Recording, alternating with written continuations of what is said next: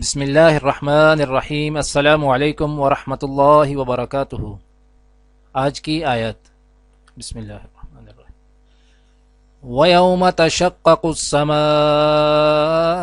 بِالْغَمَامِ وَنُزِّلَ الْمَلَائِكَةُ تَنزِيلًا۔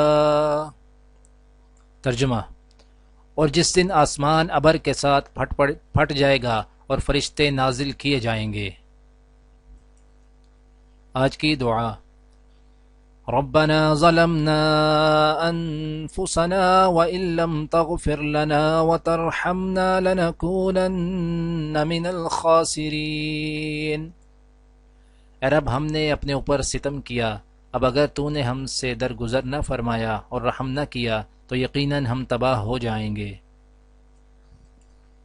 آج کی حدیث: حضرت عمر بن خطاب رضی اللہ تعالیٰ عنہ نے نبی کریم صلی اللہ علیہ وآلہ وسلم کی خدمت میں حاضر ہونے کی اجازت چاہی۔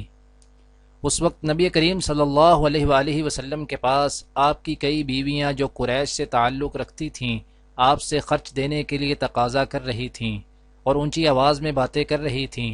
جب عمر رضی اللہ تعالیٰ عنہ نے اجازت چاہی تو وہ جلدی سے بھاگ کر پردے کے پیچھے چلی گئیں۔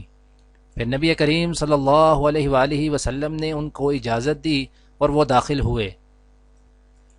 نبی کریم صلی اللہ علیہ وآلہ وسلم اس وقت ہنس رہے تھے۔ عمر رضی اللہ تعالیٰ عنہ نے عرض کیا: اللہ آپ کو خوش رکھے یا رسول اللہ صلی اللہ علیہ وآلہ وسلم، میرے ماں باپ آپ صلی اللہ علیہ وسلم پر قربان ہوں۔ نبی کریم صلی اللہ علیہ وسلم نے فرمایا کہ ان پر مجھے حیرت ہوئی جو ابھی میرے پاس تقاضا کر رہی تھیں، جب انہوں نے تمہاری آواز سنی تو فوراً بھاگ کر پردے کے پیچھے چلی گئیں۔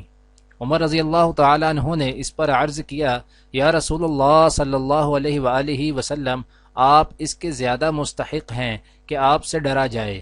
پھر عورتوں کو مخاطب کر کے انہوں نے کہا: اپنی جانوں کی دشمن، مجھ سے تو تم ڈرتی ہو، اللہ کے رسول سے نہیں ڈرتی؟ انہوں نے عرض کیا: آپ نبی کریم صلی اللہ علیہ وآلہ وسلم سے زیادہ سخت ہیں۔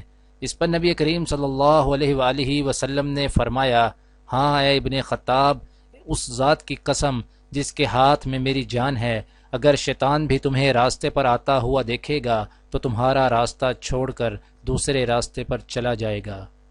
دعا ہے کہ اللہ تعالی دنیا اور آخرت کی تمام بھلائیاں عطا کرے، عمل کی توفیق دے۔ سبحان ربک رب العزت عما یصفون وسلام علی المرسلین والحمد للہ رب العالمین، آمین۔